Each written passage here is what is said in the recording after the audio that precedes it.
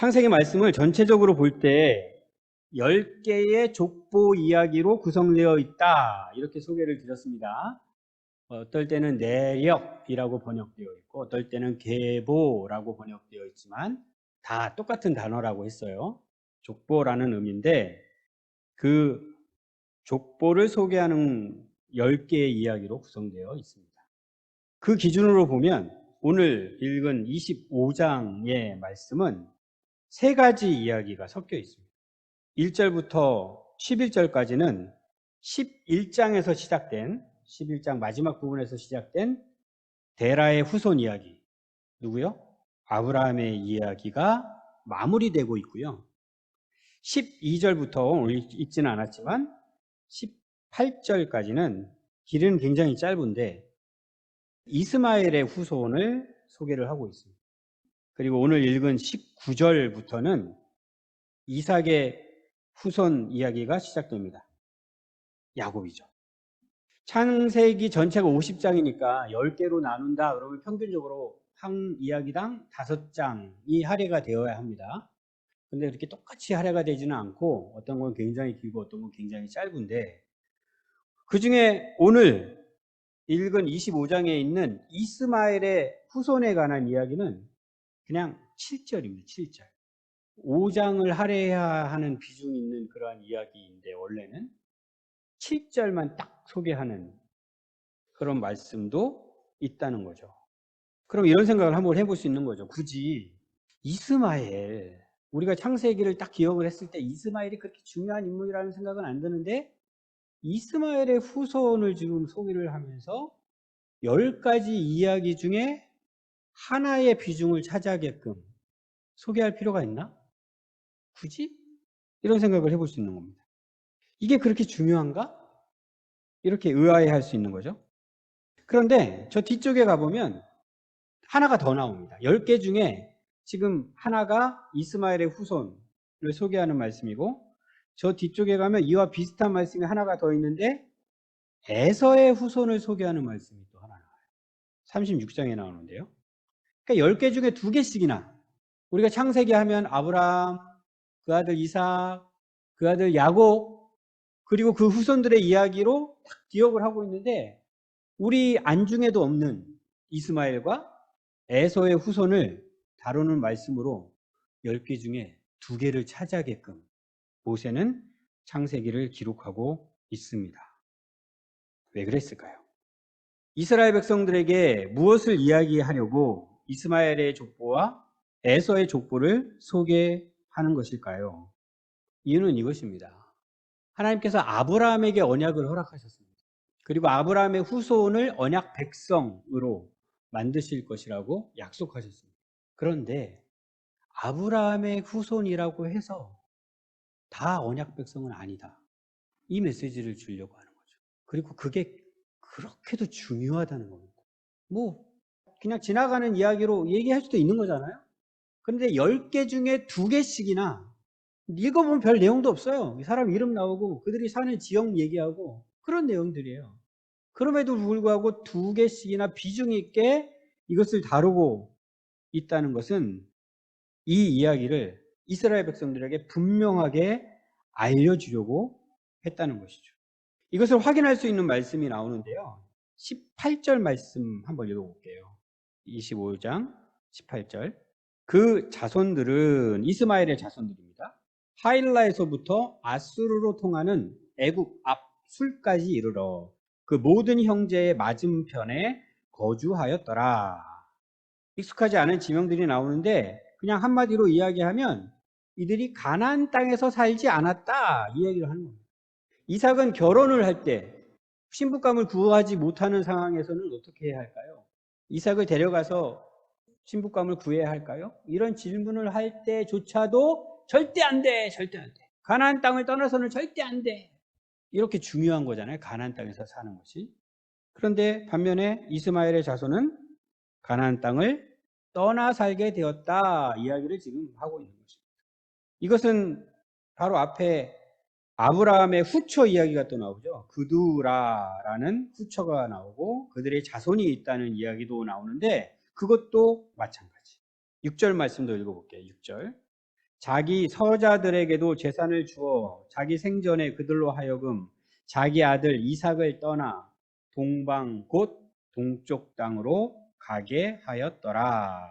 역시나 그들도 가나안 땅에서 살지 못하게 했다는 것입니다. 하나님께서 허락하신 언약과는 그들이 무관하다. 반면에 11절 말씀을 볼까요? 아브라함이 죽은 후에 하나님이 그의 아들 이삭에게 복을 주셨고 이삭은 부엘라 헤로이 근처에 거주하였더라. 부엘라 헤로이는 앞에서도 반복해서 등장했던 지명인데 나중에 후대에 보면은 가나안 땅을 이스라엘 백성들이 차지할 때 유다 지파가 차지했던 땅의 일부예요. 이스라엘이 저 남쪽에 있는 땅의 이름입니다. 이것은 뒤에 나오는 36장에서 나오는 에서의 족보 이야기에서도 마찬가지예요. 빨리 찾으실 수 있는 분들은 찾아보십시오. 36장 6절입니다.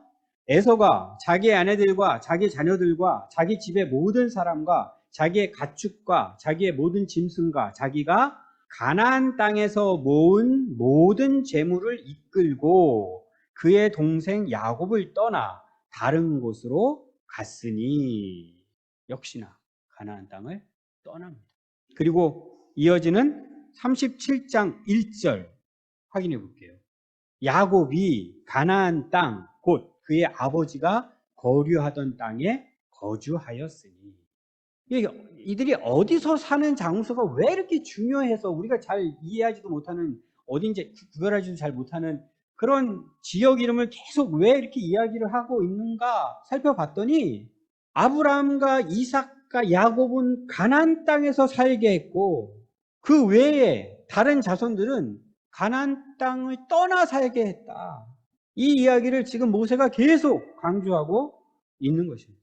하나님께서 허락해 주신 약속과 이들이 관계가 있는가 없는가 이것을 분명하게 밝혀주는 것입니다. 여기서 우리가 분명하게 발견하고 기억해야 하는 것이 오늘 제목에 담은 하나님의 주권입니다.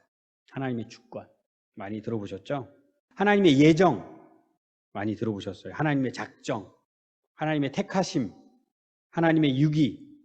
유기라는 말은 하나님께서 택하시지 않은 자들에 대한 이야기죠. 하나님께서 버리셨다는 겁니다. 누구는 택하셨고 누구는 버리셨고 이것이 하나님의 주권이라고 우리는 배웁니다.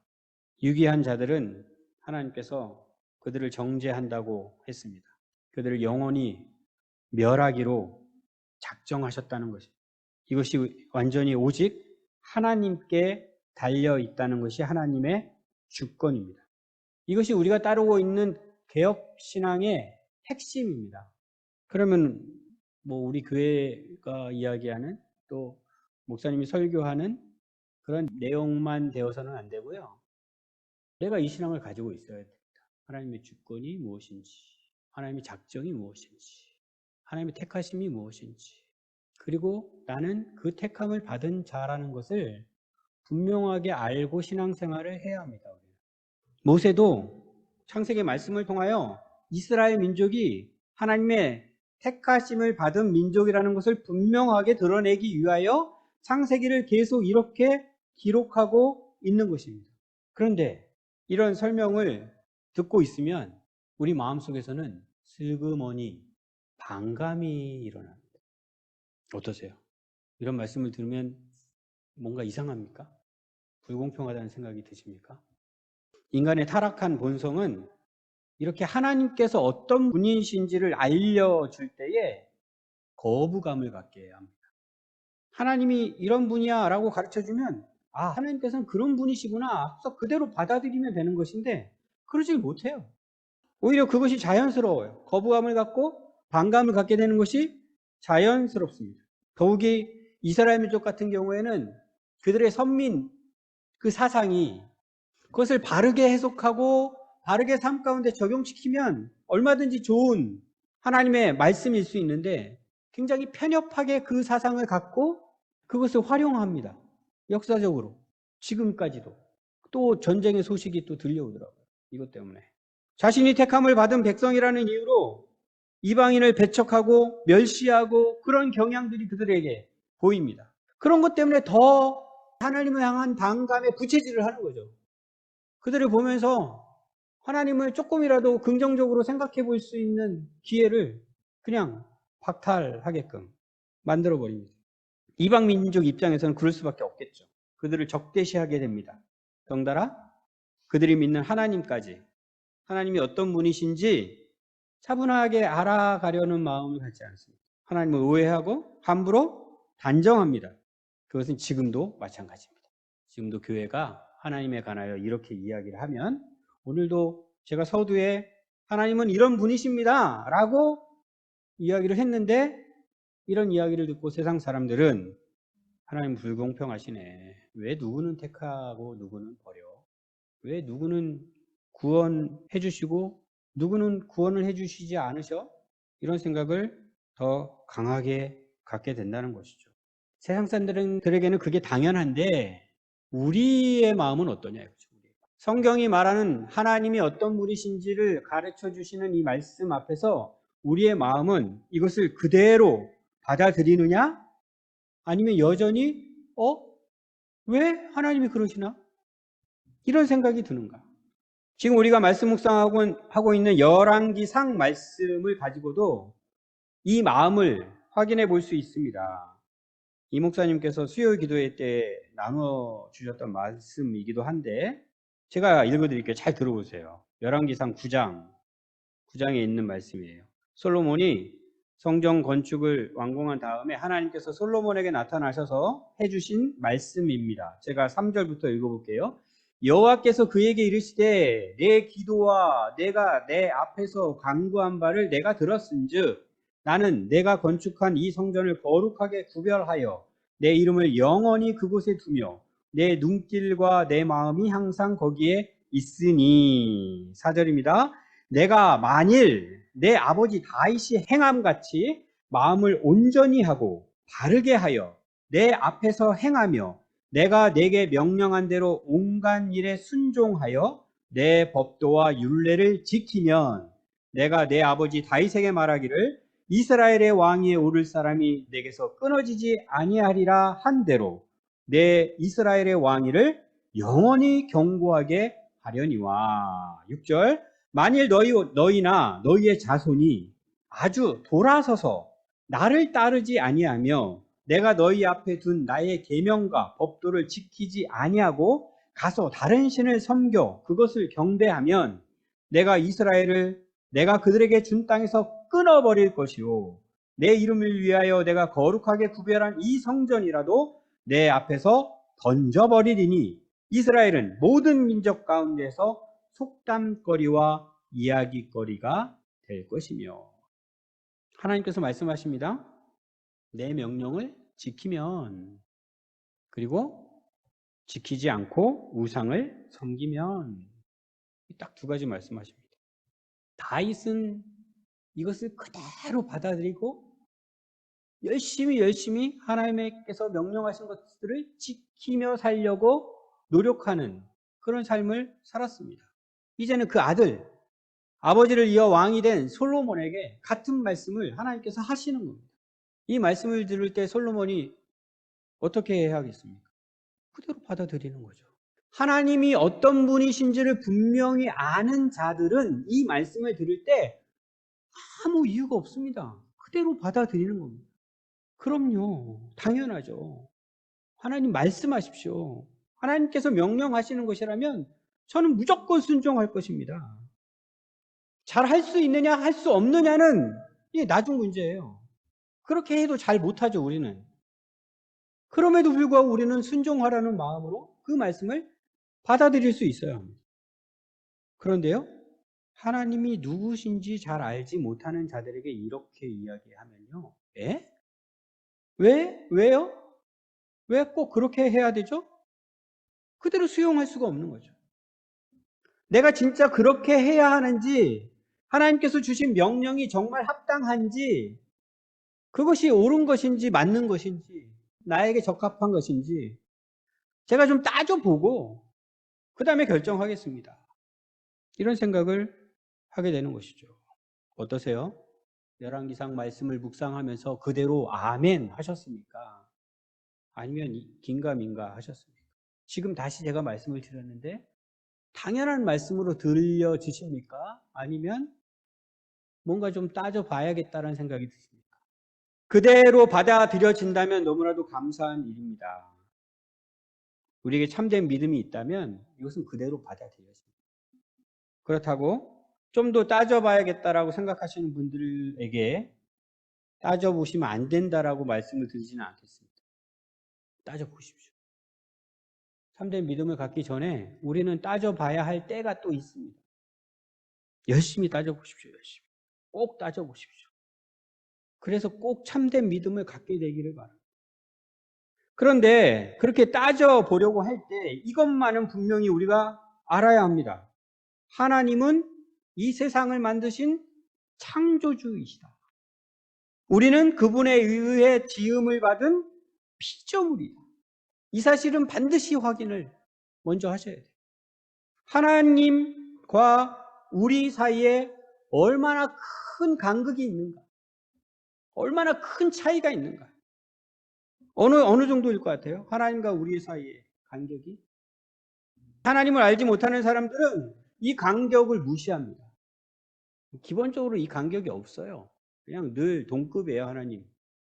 그리스 로마 신화에 너무나도 익숙해져가지고 뭐 인간이나 신이나 거기서 거기에요.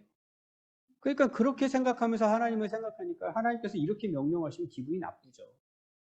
받아들여질 수가 없죠. 그런데 하나님을 믿는다고 하면서 예수님을 믿는다고 하면서 믿음으로 내가 구원을 받았다고 하면서 그러면서도 하나님을 이렇게 생각하는 그리스도인들이 또 꽤나 많아요. 자꾸 착각하는 거죠. 예수님이 참 좋은 나의 친구 이렇게 고백하면서 슬그머니 동급처럼 하나님을 생각하게 되는 경우가 있다는 것이죠. 하나님과 우리 사이에 어느 정도의 차이가 있을까요? 하나님 이전에 우리는 하나님께서 만드신 이 피조 세계에 대하여 먼저 배울 기회를 갖습니다. 우리는 이 피조 세계에 대해서는 얼마나 알고 있습니까? 수학 좋아하실까요? 수학. 과학. 요새 과학자들이 어떻게 해서라도 과학을 좀 친근하게 만들려고 애를 많이 씁니다. 쉽고 재밌게 만들려고 유튜브 동영상으로 정말 애쓰고 있어요. 그 얘기는 뭐예요? 역설적으로 과학이 그만큼 어렵고 너무나도 거리가 있다는 거죠.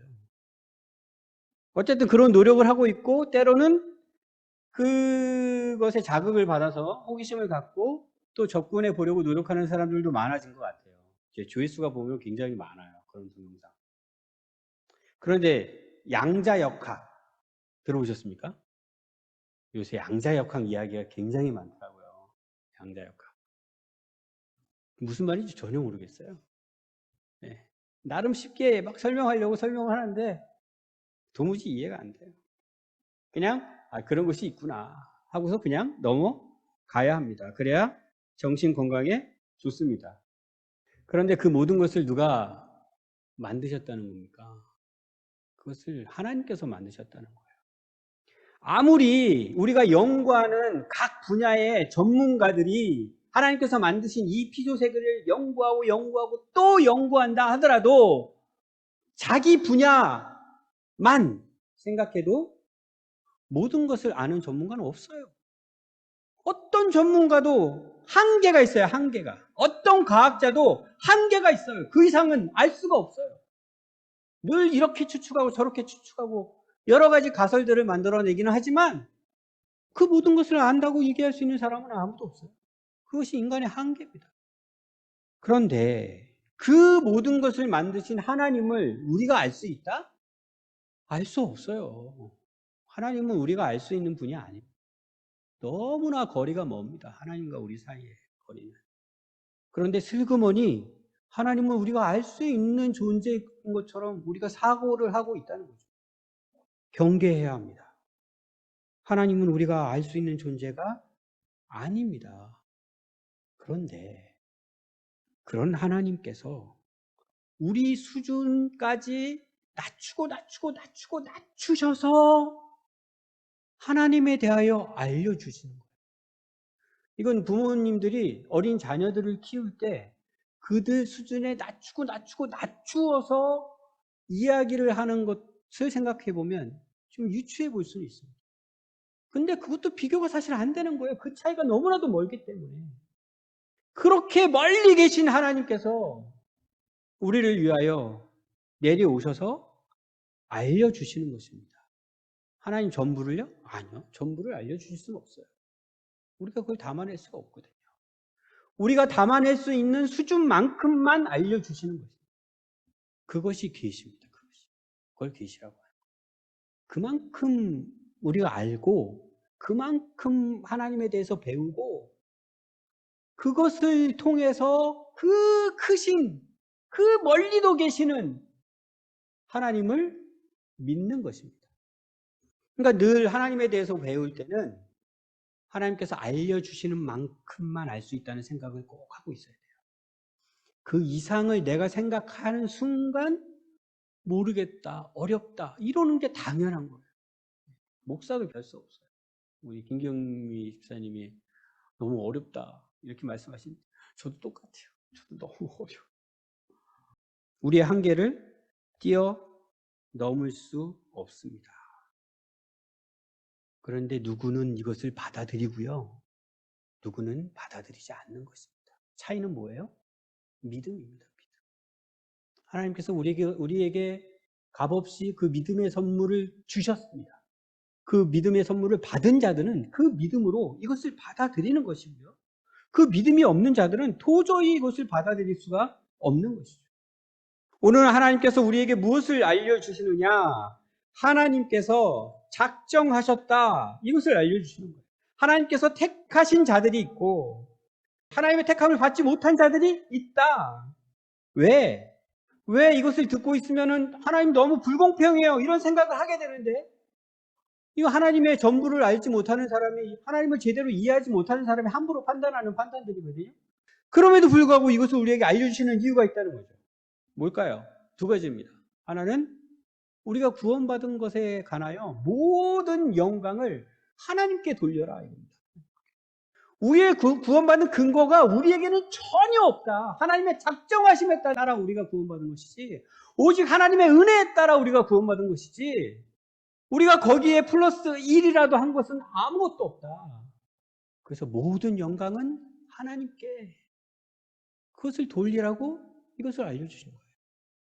또 하나의 이유는 우리가 이것이 없으면 우리의 믿음은 늘 흔들릴 수밖에 없어요. 왜요? 우리가 늘 실패하면서 살거든요. 나를 돌아보면 내 삶을 돌아보면 와 정말 나는 정말 하나님 정말 제대로 잘 믿으면서 살고 있는 것 같아. 이렇게 생각할 수 있는 사람이 아무도 없어요. 우리가 믿음을 가질 수 있는 이유는 뭐예요? 하나님의 작정에 따라 우리가 구원을 받는다 이거예요. 이것 근거 붙잡고 그럼에도 불구하고 뻔뻔하게 나는 구원받았다라고 고백할 수 있는 거예요. 나에게 달린 것이 아니기 때문에. 오늘 또 다시 실패하는 우리에게 하나님께서 위로를 주시기 위하여 이것을 가르쳐 주시는 거죠. 이 두 가지를 꼭 기억하십시오. 굳이 왜 하나님께서 하나님의 작정하심에 관하여 우리에게 알려주셨느냐? 오직 하나님께 영광을 돌리게 하시려고. 그리고 우리의 믿음을 지킬 수 있게 하시려고. 오늘 우리가 읽은 본문에서도 하나님의 작정을 알려주고 계십니다. 그리고 그것을 믿음으로 살아가는 자들이 등장합니다. 하나님의 작정을 믿는 자들이라면 그에 걸맞는 삶을 살아야 할 것입니다. 그런데 과연 그런 삶을 살고 있을까요? 그것을 확인해 보겠습니다. 그리고 하나님의 작정을 믿는 자들이 하나님의 주권을 인정하면서 사는 방식이 어떠해야 하는지 한번 찾아보도록 하겠습니다. 23절 말씀에서 하나님의 작정을 알려주고 계십니다. 다시 읽어볼게요.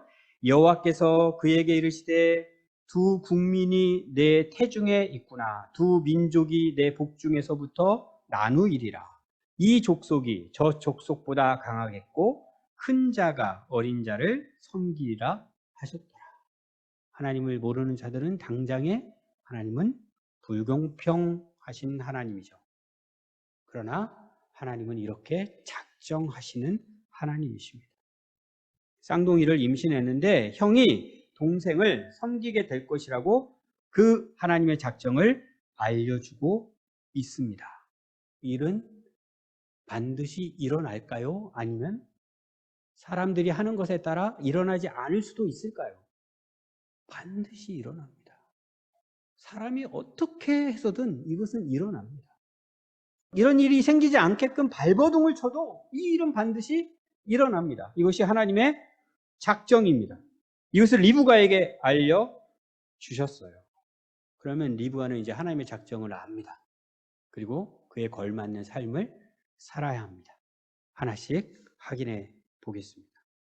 제일 먼저 오늘 말씀이 우리에게 알려주시는 것은 이 믿음을 가진 자들에게 어울리는 삶은 기도하는 삶이라는 것입니다. 21절. 이삭이 그의 아내가 임신하지 못하므로 그를 위하여 여호와께 간구하며 여호와께서 그의 간구를 들으셨으므로 그의 아내 리브가가 임신하였더니 아내가 임신하지 못했습니다. 사라가 임신하지 못했었는데 또 리브가도 임신하지 못했습니다. 하나님의 작정하심과 어울리는 상황입니까? 어울리지 않는 상황입니까? 하늘의 별보다 많은 후손을 약속해 주신 하나님이신데 단지 아들 하나가 지금 잉태되지 않고 있어요. 하나님의 작정을 이삭이 모를까요? 아니요, 압니다. 그러면 기도할 필요가 있는 것입니까? 기도할 필요가 없는 것입니까? 우리는 또 이렇게 생각을 하게 되는 거예요. 네? 하나님이 약속해 주셨는데 내가 기도 안 해도 하나님께서 반드시 그렇게 해주실 것인데 기도할 필요 없겠네. 그게 아니라고 오늘 말씀이 가르쳐 주는 거예요. 기도해야 합니다. 하나님께서는 우리를 기도하게 하시고 그 기도에 응답하시는 방법으로 하나님께서 작정하신 것을 이루어 가신다는 것을 오늘 말씀을 통하여 우리에게 가르쳐 주시는 거예요. 그러니까 이것은 하나님의 뜻이고, 그러니까 이것은 하나님의 계획이고, 이것은 하나님의 작정하심이니 나는 더 이상 기도할 필요가 없어. 기도하는 것은 아무 소용이 없겠네 라고 생각하는 것은 우리가 하나님을 제대로 알지 못하고 함부로 판단하는 것이 된다는 것이죠. 어려운 일이 생기십니까? 하나님께서 약속하신 것을 이루어 주지 않고 계십니까? 무엇 해야 한다고요? 기도해야 합니다. 하나님의 작정을 아는 자들은, 하나님의 작정을 믿는 자들은, 하나님의 주권을 믿는 자들은 기도하는 자들입니다. 22절에서는 리브가도 기도하고 있습니다. 그 아들들이 그의 태 속에서 서로 싸우는지라 그가 이르되 이럴 경우에는 내가 어찌할꼬 하고 가서 여호와께 묻자온대. 이삭의 기도에 응답을 해주신 하나님, 리브가가 임신을 이제 했습니다. 그런데 또 다른 문제가 또 생겼어요. 어떻게 해야 한다고요? 기도해야 한다고요. 기도에 소홀히 하고 계시는 분이 계시다면 기도하셔야 합니다. 어차피 기도해도 소용없다는 생각 절대로 해서는 안 됩니다. 기도에 더욱 열심을 내는 우리 교회 성도님들이 되셨으면 좋겠습니다. 이번에는 26절 읽어볼게요. 후에 나온 아우는 손으로 에서의 발꿈치를 잡았으므로 그 이름을 야곱이라 하였으며 리브가가 그들을 낳을 때 이삭이 60세였더라. 아우가 형의 발꿈치를 잡은 채로 나왔다. 이것은 어떻게 설명할 수 있을까요? 뱃속에서부터 막 싸우던 자들이에요. 나올 때 악착같이 그 싸움이 끝나지 않았어요. 어떻게 쓰든지 먼저 나오려고 바둥거리다가 발꿈치를 잡고 나왔다는 거죠.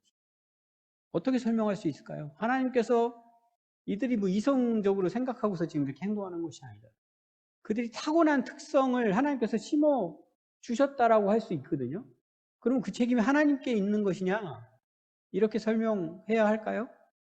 아니면 아무리 어리다 하더라도 이렇게 잘못된 일을 뱃속에서부터 한다고? 이들에게 책임을 물어야 하느냐? 어떻게 설명할 수 있을까요? 설명하기 어렵죠. 또 어렵습니다. 그런데 분명한 것은 이것은 악한 일이라는 겁니다. 그럴 수 있고 그래도 되는 일이라고 생각해서는 안 돼요. 아무것도 모른다고 할지라도 그들이 그 타고난 본성대로 뱃속에서부터 악한 일을 하고 있다는 것을 우리가 분명하게 이야기할 수 있어야 합니다. 우리는 우리 식대로 생각합니다. 그것은 내가 책임질 일이 아니잖아. 내가 책임질 일이 아니잖아. 성경은 이렇게 분명히 이야기합니다. 아니, 네가 책임질 일이야. 그게 어떻게 내가 책임질 일이에요? 하나님을 모르는 자들은 이렇게 이야기할 때 하나님께서 분명하게 말씀하십니다. 그건 너의 책임이다. 네가 그 죄값을 치러야 해. 오늘 읽지는 않았지만 계속해서 27절 말씀도 읽어보겠습니다. 그 아이들이 장성함에 에서는 익숙한 사냥꾼이었으므로 들 사람이 되고 야곱은 조용한 사람이었으므로 장막에 거주하니. 역시나 그들 각자의 특성에 따라 한 사람은 사냥꾼이 되었다고 했고 한 사람은 목축을 하는 자가 되었다고 했습니다. 장막에 거주했다 이 이야기는 이렇게 돌아다니면서 양들, 소들, 염소들 쳐야 되기 때문에 목축을 하는 자를 이런 식으로 설명을 한 것입니다. 여기 이것은 뭐 문제될 것이 없죠. 자기의 특성에 따라 직업을 선택하는 것은 전혀 문제라고 할 수 없을 것입니다. 그런데 28절에 또 문제가 드러납니다. 28절 이삭은 에서가 사냥한 고기를 좋아하므로 그를 사랑하고 리브가는 야곱을 사랑하였더라. 아버지는 에서를 사랑하고 엄마는 야곱을 사랑했다. 문제가 된다는 생각이 드실까요? 왜 문제가 될까요? 특별히 이삭은 에서를 사랑하는 이유가 그가 사냥한 고기를 좋아해서 이렇게 설명합니다. 좀 심하게 표현하면 이삭은 먹는 것에 환장한 사람입니다. 먹는 것에는 사족을 못 쓰는 사람이에요. 너무 유치하지 않습니까? 자기 먹는 거 좋아하는 거 갖다 준다고 아들을 편애한다는 이야기를 하고 있으니까 얼마나 좀 한심스럽습니까? 당연히 이래서는 안 되는 거죠. 그런데 또 우리가 이러고 있지는 않나 생각을 해봐야죠. 우리가 이러고 있지는 않나. 부모들은 당연히 내가 무슨 편애를 해 이렇게 생각하시는 경향이 있는 것 같아요. 근데 자녀들은 대부분이 나는 억울해 이런 생각을 가지고 있어요. 우리 자녀들이 얼굴 표정이 조금씩 바뀌고 있습니다. 지금. 이상하죠? 부모들은 좀 억울하죠? 근데 이상하게 자녀들은 우리 아빠는 편애를 한다고 생각하고 우리 엄마가 편애를 한다고 생각을 한다니까요. 우리 성도님도 그런 생각 지금 가지고 계시죠? 나보다 누구를 더 사랑해. 이상합니다. 그러니까 좀 돌아보셔야 돼요, 우리 스스로를. 저도 그런 얘기 듣거든요. 자기는 누구를 더 좋아하지? 이런 얘기를 듣습니다. 억울해요, 억울합니다. 가만히 생각하고 내가 이 한심스러운 이삭처럼 하고 있지는 않은지 돌아보셔서 편애해서는 안 되는 것이죠. 당장에 돌이키셔야 합니다. 어떤 이유로 내가 그렇게 하고 있는가 생각하시고 너무나도 한심스러운 나의 모습을 발견하시고 돌이키셔야 합니다. 그런데 리브가가 야곱을 사랑한 이유는 따로 소개하고 있지 않아요. 여기서 좀 고민이 됩니다. 하나님께서 작정하신 것을 알려주셨고 그것을 알고 있는 리브가가 야곱을 사랑한다라고 했기 때문에 그것 때문에 이유를 이야기하고 있지 않나. 그러면 리브가가 야곱을 사랑하는 것은 정당한 것인가? 어떻게 생각하십니까?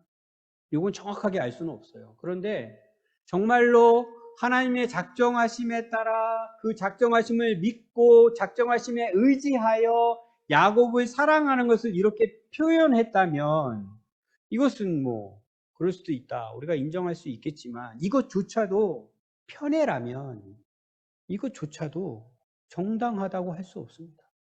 때로는 우리가 하나님의 작정, 하나님의 뜻, 하나님의 계획을 이용해서 우리가 또 다른 잘못을 할 때가 얼마나 많은지 몰라요. 리브가가 잘못된 편애를 하고 있다면, 잘못된 사랑으로 야곱만 사랑하고 있다면 그렇게 해서는 안 되는 것입니다. 이것을 발견할 수 있어야 돼요. 여기서 우리는 부부간의 다른 마음을 확인할 수 있습니다. 남편의 생각이 다르고 아내의 생각이 다릅니다. 하나님께서 작정을 그 가정에 알려주셨는데 이것이 공유가 되었는지 공유가 안 되었는지 한 마음이 되지 않고 있어요, 지금. 이것은 나중에 뭐 잘 알고 있는 말씀이잖아요.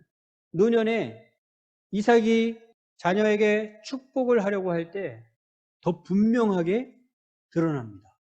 이삭은 누구를 축복하려고 해요? 장자인 에서를 축복하려고 해요. 리브가는요, 수단과 방법을 가리지 않고 야곱이 축복을 받게 하려고 합니다. 부부가. 그 가정에 하나님께서 작정을 알려주셨는데 하나님의 작정을 이렇게 분명하게 알려주시는 경우가 없잖아요. 그럼에도 불구하고 남편과 아내가 하나 되지 못하고 그렇게 되고 있습니다. 리브가가 이 말씀을 공유하지 않았을까요? 그럴 일은 없을 것 같아요. 그 이삭은요? 어떤 남편이었을까요? 그 먹는 것 때문에 그렇게 넘어가는 것을 보면 리브가 이야기를 그렇게 존중하면서 듣지 않았던 것은 아닐까? 이런 상상도 하게 됩니다. 이들에게는 또 기회가 있었어요. 이삭이 리브가의 이야기를 듣고 진짜? 그럴 리가. 엄연히 에서가 장자인데 하나님께서 그렇게 말씀하셨다고? 이런 생각을 하고 있었다면 그것을 더 분명하게 확인하게 되는 일들이 일어납니다. 26장 34절 말씀 읽어볼게요. 에서가 40세에 헷족속 부에리의 딸 유딧과 헷족속 엘론의 딸 바스맛을 아내로 맞이하였더니 그들이 이삭과 리브가의 마음에 근심이 되었더라. 이방 여인들과 결혼을 했다는 거예요. 에서가 언약 백성에게는 어울리지 않는 것. 이삭이 어떻게 결혼을 했는지 우리가 살펴봤잖아요. 안 된다, 안 된다. 이 땅에서는 안 된다. 근데 에서가 거침없이 이 땅의 여인들과 결혼을 한다는 거예요, 지금. 그리고 이삭과 리브가의 마음에 동일하게 근심이 되었습니다. 이 정도 되면 이삭도 하나님께서 리브가에게 말씀해 주신 것이 진짠가 보다. 이 정도는 생각할 수 있어야 되죠. 이게 영적인 민감도입니다. 영적인 민감. 영적으로 깨어 있으면 당연히 그렇게 생각할 수 있어야 되죠. 아무리 자기가 에서가 좋고 에서가 장자의 축복을 받을 수 있으면 좋겠다라고 생각을 했다 하더라도 리브가가 그렇게 나누어진 이야기를 듣고 실제로 에서가 어떻게 살아가는지를 보고 있으면 하나님께서 허락하신 그 언약과 에서가 점점 거리가 멀어진다는 것을 발견할 수 있어야 하는 것이죠. 그리고 하나님의 뜻을 더 구할 수 있어야 되는 거였죠. 그럼에도 불구하고 그 어리석은 고집을 끝까지 꺾지 않으려고 하는 이삭을 우리는 확인할 수 있습니다. 이 역시도 하나님의 작정을 아는 자들에게는 어울리지 않는 삶의 모습입니다. 이제 마지막으로 야곱과 에서의 삶도 살펴보겠습니다. 야곱은 택함을 받은 자입니다.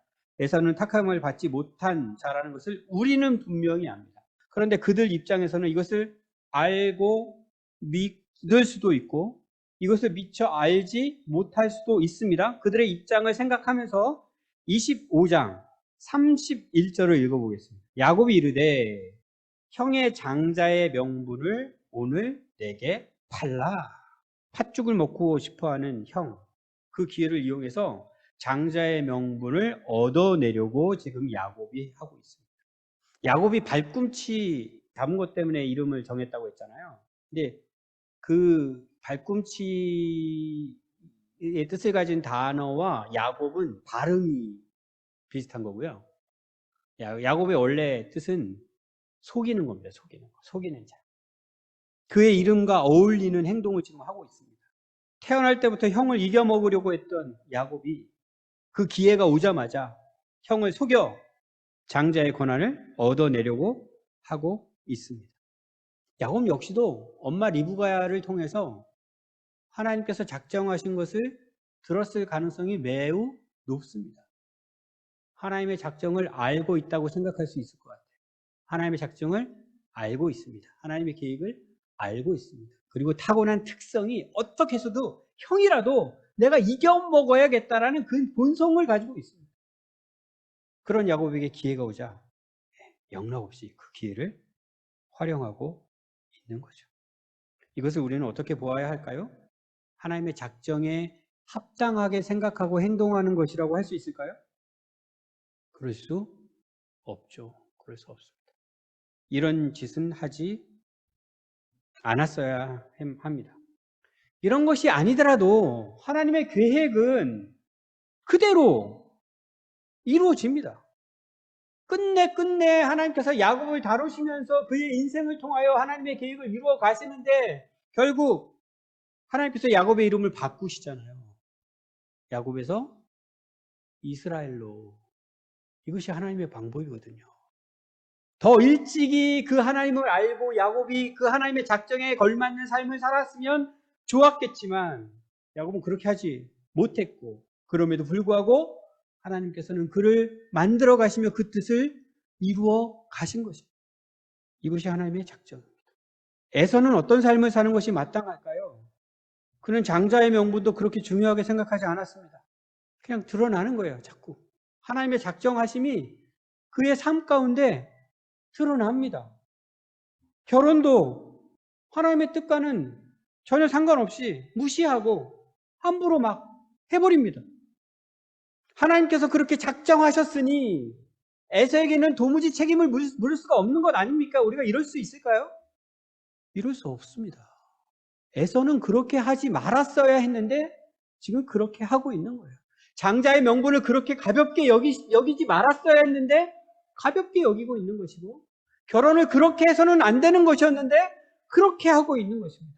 나중에 이삭을 통하여 하나님께서 야곱을 축복하실 때에 에서가 얼마나 분통해하고 원망하고 있는지, 억울해하고 있는지 확인할 수 있는데, 그 책임은 누구에게 있습니까? 에서에게 있는 것입니다. 거기서 하나님의 작정을 이야기할 수 없어요. 하나님께 버림을 받은 자들이 결코 하나님을 원망할 수 없습니다. 자신이 하지 말아야 할 것을 다 저지른 것이고 그에 대한 책임을 지는 것입니다. 그래서 사도 바울이 은혜를 더하게 하려고 죄에 거하겠느냐, 이렇게 묻는 것입니다. 하나님, 우리 죄를 다 용서해 주신다고요? 그렇게 하나님께서 작정하셨다고요? 그러면 나 죄를 마음껏 져도 상관없겠네요? 이럴 수 없습니다. 이제 우리의 삶을 돌아보아야 합니다. 나는 하나님의 택함을 받은 자라는 것을 분명히 알고 믿으십니까?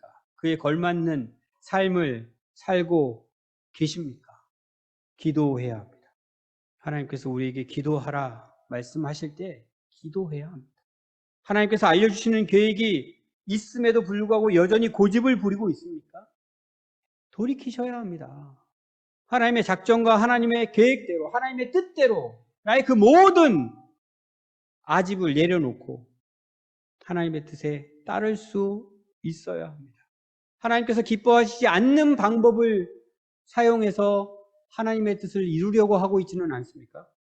옳지 않습니다. 하나님의 방법이 아닙니다. 이 모든 것을 하나씩 깨닫고 발견하고 어울리지 않는 것들을 제거하고 돌이킬 수 있어야 합니다.